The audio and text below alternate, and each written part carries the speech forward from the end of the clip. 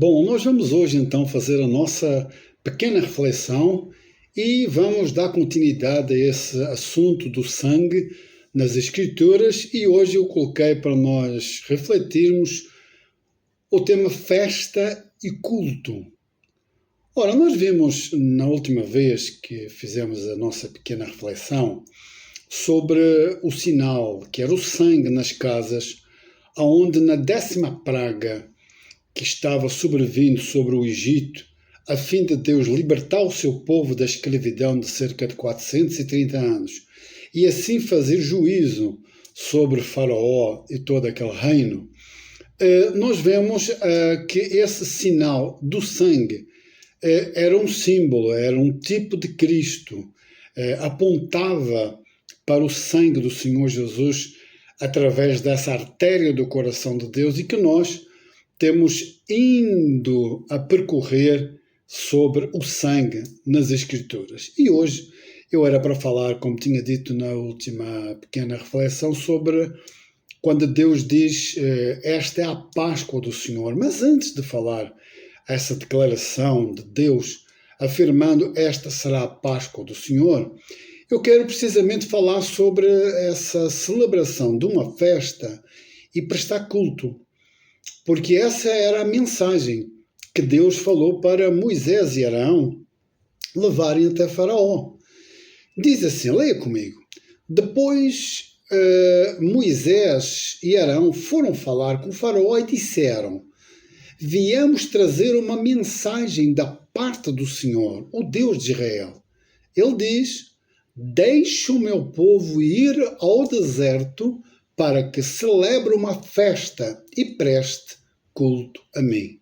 Amigo, amiga, você já está a ver o resultado, não precisa sequer explicar, porque a ira, a raiva, a fúria do faraó, lógico, a ser atingido com uma mensagem destas, porque imagina agora cerca de 600 mil homens, como nós vimos da última vez, fora mulheres e crianças, esta mão de obra, especialmente na arquitetura egípcia, que necessitava tanto desta mão de obra, agora mandar toda esta mão de obra embora para o deserto, celebrar uma festa e prestar culto a esse Deus que ele disse. Quem é esse Deus para que eu lhe obedeça a sua voz?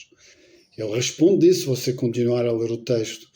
E é claro que ele dobrou o trabalho e foi um problemão sério, que Deus é tão perfeito em trabalhar sobre o coração humano. Deus queria precisamente endurecer o coração de Faraó para assim fazer justiça.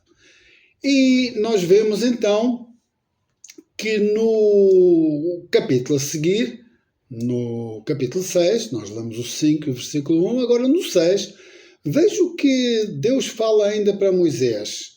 Agora você verá o que vou fazer ao Faraó, disse o Senhor a Moisés. Pois por minha mão poderosa ele os deixará sair. Não só isso, por minha mão poderosa ele os expulsará do seu país. Deus disse ainda a Moisés: eu sou o Senhor. Amigo e amiga, veja a minha mão poderosa para deixá-los sair, e a minha mão poderosa fará ele mesmo expulsar do país. E no fim diz algo muito glorioso, que há aqui na questão de prestar culto. Eu sou o Senhor.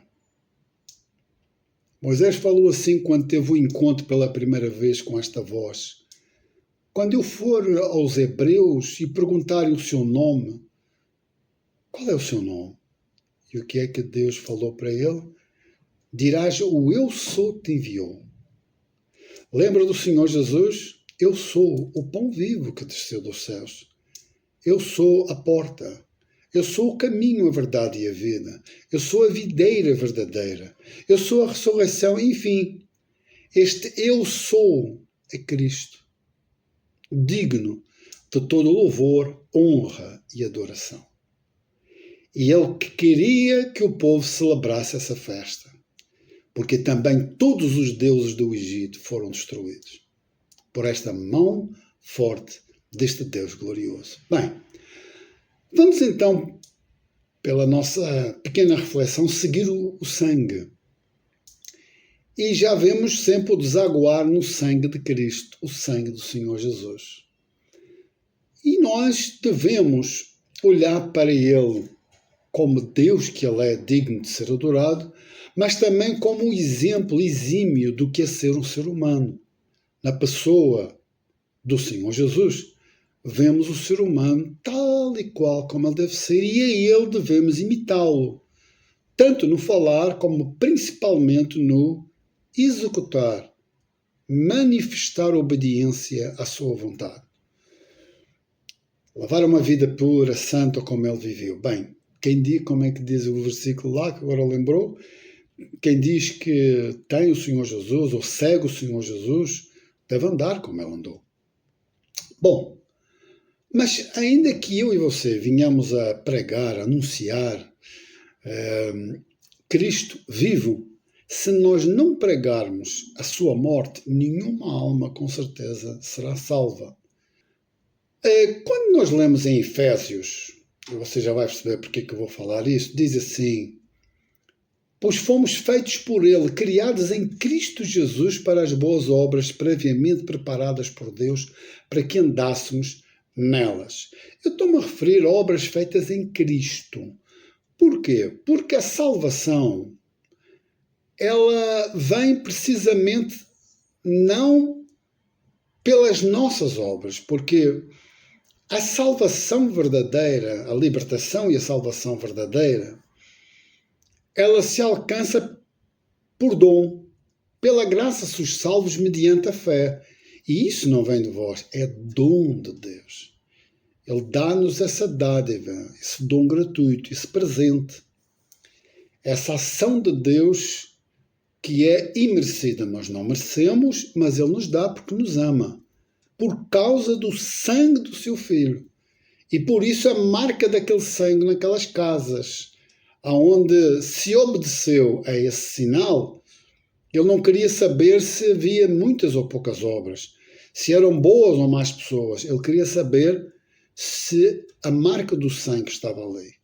E é claro que o sangue, uma vez ali exposto, ele depois iria orientar aqueles X pessoas que estavam dentro daquela casa a se alimentarem do cordeiro, das suas carnes. E nós somos feitos. Deus preparou para nós andarmos como o Senhor Jesus andou.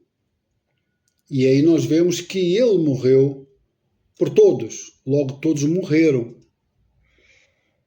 Quando nós vemos essa situação, nós entendemos que Ele morreu por todos para que a gente venha a viver a vida que Ele viveu. Só Ele merece ser imitado. Só Ele é o exemplo certo de vida para mim e para você. Bom, o que é que nós vemos aqui? Que aquele sangue guardava então o bom e o mau, o culto e o inculto, o rico e o pobre, desde o palácio até à cabana. Digamos, o bebé mais simples daquele povo, a partir do momento que havia o sangue naquela casa, ele estava tão guardado como Moisés, como Arão, como Caleb, como Josué, como qualquer israelita. É como, por exemplo, uma mosca, o boi, o Noé dentro da arca. Estavam seguros, porquê? Porque era a arca que os guardava. E amigo, amiga, eu e você só somos guardados, libertos e salvos pelo sangue de Jesus. Não tem outro caminho, não tem outro meio. É o novo e vivo caminho que está aberto nesse sangue que nos purifica de todo o pecado. Bom, seguindo em frente, para nós terminarmos então a nossa pequena reflexão de hoje e aprendermos a celebrar festa e prestar culto, nós vemos que eu podia ainda dar um exemplo. Por exemplo, ainda um dia destes falava com um colega meu essa situação. Por exemplo, eu e você apanhamos um comboio e quando o revisor chega, ele quer ver o quê? Os bilhetes. Ele não chega perguntando quem você é, o que você faz. Não, onde está o bilhete? Isso é o que garante que você está cumprindo o justo pagamento para seguir em frente, para ir em viagem. Assim é a nossa viagem correndo este sangue do Senhor Jesus. Lembra quando aqueles 2 discípulos, a caminho de Emaús, disseram, depois que o Senhor Jesus partiu o pão e os olhos se abriram, disseram: porventura não nos ardia o coração quando Ele nos expõe a seu respeito em todas as Escrituras? Quando nós fazemos as nossas pequenas reflexões nas Escrituras e vamos seguindo o caminho e o rastro do sangue do Senhor Jesus, o coração arde, a fé cresce, a certeza fica garantida, a paz chega na alma, a vida no espírito, enfim, tudo acontece na presença de Deus. Bem,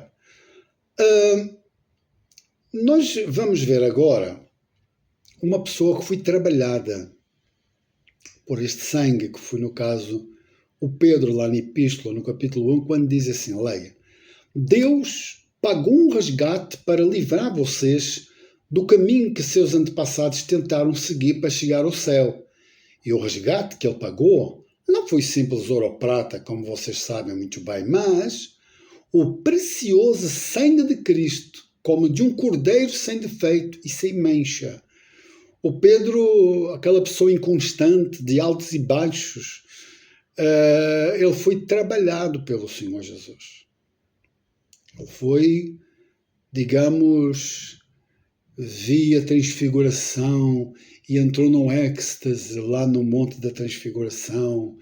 Viu quem ele era quando negou, jurou que não conhecia, amaldiçoou o próprio Senhor Jesus e chorou vendo tão baixo e tão pequeno que ele era, o choro da amargura por ter feito tal coisa. Ele recebeu no coração com agrado as palavras que o Senhor Jesus disse: Pedro, tu me amas? E ali foi tratado pelo Senhor. E ele então pronuncia agora essas palavras: é o sangue de Jesus, que foi o preço que Deus pagou para ter o meu e o seu coração na presença dele. E é por isso, para nós terminarmos sim, que todos, disse o Espírito Santo através de João, todos os que o receberam, os que crerem nele, ele deu o direito de se tornarem filhos de Deus. Quando eu e você cremos, assim acontece. Os discípulos perguntaram: Senhor, que obras faremos para herdar o reino? Como é que fazemos as obras de Deus? Ele falou: a obra de Deus é esta, crede naquele que ele enviou. Esta obra, amigo, amiga, ensina a fazer festa, a prestar culto. Há uma festa quando um pecador se arrepende. Lembra da historinha do Senhor Jesus, do filho pródigo? Caindo em si, o que é que ele disse? Voltarei para o meu pai. Foi recebido como? Com festa. Aquele ladrão na cruz, que no pequeno almoço tomou um pequeno almoço com o diabo, mas às 3 da tarde dá entrada no paraíso. Porquê? Porque lhe foi revelado no coração diante de quem estava. Este é o Rei da Justiça, o Rei da Glória. O Senhor, eu sou o Senhor, ele estava diante deste Senhor. Eu quero prestar culto, lembra-te de mim quando entrares no teu reino. Deu entrada no paraíso. Eu e você, recebendo no coração tal gloriosa manifestação, esta salvação, esta libertação, esta glória pretende-me preencher a mim e a você no nosso íntimo. Hoje fico por aqui, que o Senhor Jesus lhe abençoe poderosamente. Até a próxima, forte abraço.